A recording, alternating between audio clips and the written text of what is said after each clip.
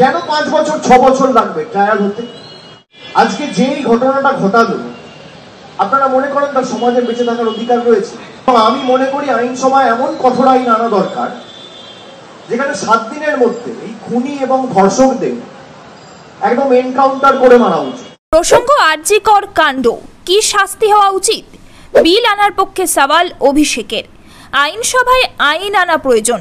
এই ধর্ষকদের এনকাউন্টার বা মৃত্যুদণ্ডের শাস্তি দেওয়া উচিত।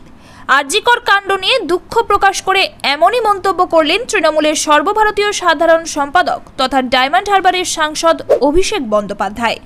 ধর্ষকদের যাতে 7 থেকে 10 দিন বা 1 মাসের মধ্যে শাস্তি হয়, সেই জন্য কেন্দ্রের অর্ডিন্যান্স কিংবা বিল আনা উচিত বলে দাবি করেন তিনি। অভিষেকের সংযোজন, তৃণমূল কংগ্রেস বা অন্যান্য দলের উচিত সেই বিল বা অর্ডিন্যান্সকে সমর্থন করা। আরজিকর হাসপাতালে এক মহিলা চিকিৎসককে ধর্ষণ ও খুনের ঘটনায় তোলপাড় গোটা রাজ্য। ইতিমধ্যেই দোষীর ফাঁসির দাবি করেছেন রাজ্যের মুখ্যমন্ত্রী মমতা বন্দ্যোপাধ্যায়। ঘটনায় গ্রেফতার কলকাতা পুলিশের এক সিভিক ভলেন্টিয়ার। শনিবার সন্ধ্যায় আরজিকর নিয়ে অভিষেক বন্দ্যোপাধ্যায় বলেন, এই ঘটনা মর্মান্তিক। মুখ্যমন্ত্রী রাজ্য সরকারের অবস্থান স্পষ্ট করেছেন। মূল অভিযুক্তকে গ্রেফতার করা হয়েছে।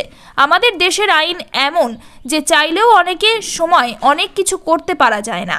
এই সমস্ত ঘটনা যারা ঘটায় তাদের সমাজে থাকার অধিকার নেই, কিন্তু দেশের আইন এমন আপনি কিছু করতে পারবেন না। ট্রায়াল হবে, দোষী সাব্যস্ত হবে, তারপর হয় তার ফাঁসি বা যাবজ্জীবন হবে বা অন্য কোনো শাস্তি হবে। যে এই ঘটনা ঘটিয়েছে সে পুলিশ হোক বা ইঞ্জিনিয়ার, রাঁধুনি, খেলোয়াড়, কিছুই যায় আসে না। ধর্ষকের কোনো জাত হয় না। দ্রুত ট্রায়াল করে তার দৃষ্টান্তমূলক শাস্তি চাই। আরজিকরের ঘটনায় রাজনীতির ছোঁয়া লাগা নিয়ে ক্ষোভ প্রকাশ করেন অভিষেক বন্দ্যোপাধ্যায়। তিনি বলেন, কয়েকটা দলকে দেখলাম ফ্ল্যাগ নিয়ে বসে পড়েছে। আমরা যদি চাই এই ধরনের ঘটনার পুনরাবৃত্তি না হোক, তাহলে আইনসভায় অধ্যাদেশ আনুন বা বিল পেশ করা হোক। বিজেপি সরকার যদি অধ্যাদেশ এনে ইডি ডিরেক্টরের কার্যালয়ের মেয়াদ বাড়াতে পারে, তাহলে ধর্ষকের 1 মাসের মধ্যে শাস্তি হবে। এই অর্ডিন্যান্স কেন আনছে না? তিনি আরও বলেন, কোনো বিচারককে নয়, বিচার ব্যবস্থাকে আমি দোষ দিচ্ছি। প্রতি ঘটনায় কোনো না কোনোভাবে রাজনৈতিক রং লাগানো হচ্ছে। পুলিশকে ধন্যবাদ, 24 ঘন্টার মধ্যে অভিযুক্তকে গ্রেফতার করেছে।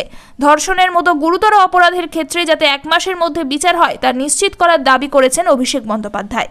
যে ঘটনাটা ঘটেছে অত্যন্ত নরকীয়, আমি বলবো মর্মান্তিক, এবং মুখ্যমন্ত্রী রাজ্য সরকারের যে অবস্থান সেটা ইতিমধ্যেই স্পষ্ট করে বলেছেন, এবং 24 ঘন্টার মধ্যে যিনি মূল অভিযুক্ত তিনি গ্রেফতার হয়েছে, এটাও আপনারা সকলে দেখেছেন।